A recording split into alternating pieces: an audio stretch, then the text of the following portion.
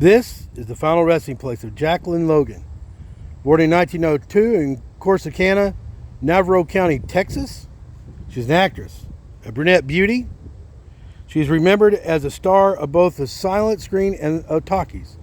The child of well-off family, she visited Colorado Springs for her health while as a teenager, and at one point studied journalism there with future baseball executive Ford Frick. Traveling to Chicago with a theatrical troupe, she lied about both her intentions, telling her family she was going to college, and her age, and secured work as a dancer, moving on to New York. She made her Broadway debut in the 1920s. Floridora was hired by Flo Ziegfeld as a dancer and was soon a sought-after Dobbs girl posing for photographer Alfred Cheney Johnston.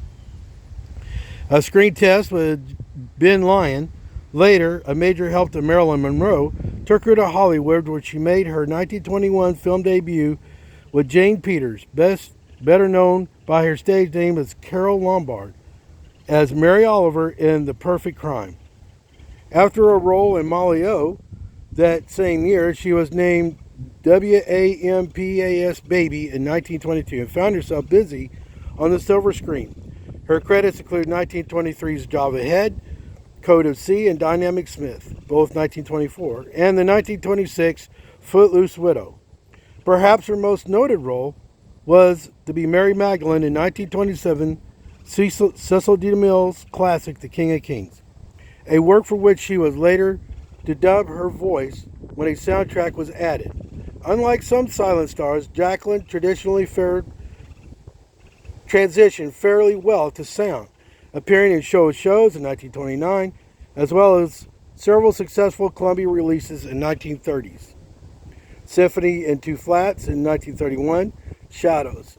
Traveling to England in the early 1930s, she performed on stage in Smoky Cell, then was given a chance as a writer and director at a time when there were few such opportunities for ladies in America.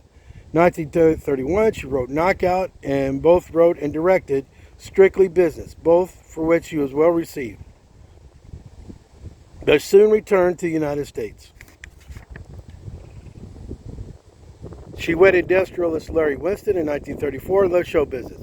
Following her 1947 divorce, Jacqueline traveled her time between New York and Central Florida. She made one last movie, Secrets of a Door-to-Door Salesman, in 1973. In her later years, she was a conservative politician, activist, and prominent member of the John Birch Society. She spent her final days at her home in Southern California and Central Florida and died of the effects of advanced age. A number of her films are preserved on DVD.